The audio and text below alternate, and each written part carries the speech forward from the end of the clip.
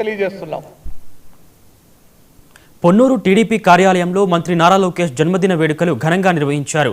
యువతకు ఉపాధి, ఉద్యోగ అవకాశాలు కల్పించేందుకు ఐటీ మంత్రిగా నారా లోకేష్ రాష్ట్రానికి అనేక కంపెనీలను తీసుకొస్తున్నారని ఎమ్మెల్యే ధూళిపాల తెలిపారు. విద్యాశాఖ మంత్రిగా విద్యారంగంలో అనేక సంస్కరణలు చేపట్టిన ఘనత లోకేష్ దని ధూళిపాల అన్నారు. కూటమి ప్రభుత్వం అధికారం చేపట్టాక మెగా డిఎస్సి నిర్వహించి అనేక మంది నిరుద్యోగ యువతకు ఉపాధి కల్పించారని తెలిపారు. ఈ రాష్ట్రంలో ఒక అరాచక పాలన మనం చెప్పడం జరిగింది. ఆ అరాచక పాలనకి వ్యతిరేకంగా యువగళం పేరుతో రాష్ట్ర వ్యాప్తంగా 3600 కిలోమీటర్ల పైబడి పాదయాత్ర ఆయన చేయడం జరిగింది. ఆ పాదయాత్ర తెలుగు జాతికి ఒక స్ఫూర్తినిచ్చింది. ఆంధ్రప్రదేశ్ ప్రజలకి కొత్త ఆశల్ని చిగురించడం జరిగింది.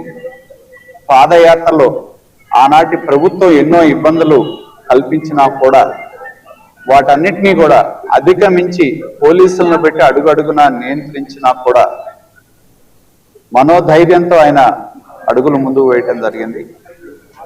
ఈరోజు ఈ రాష్ట్రంలో ఒక యువ మంత్రిగా విద్యారంగంలో పలు సంస్కరణలు తీసుకురావటం, విద్యారంగంలో మొన్నే మనం చూసాం 16,000 మంది ఉపాధ్యాయులను ఒక మెగా డిఎస్సిని ఎటువంటి ఇబ్బందులు లేకుండా నిరాకంఠంగా జరిపించటం, దానిలో 45 మంది ఈ నియోజకవర్గానికి సంబంధించిన యువత ఉద్యోగ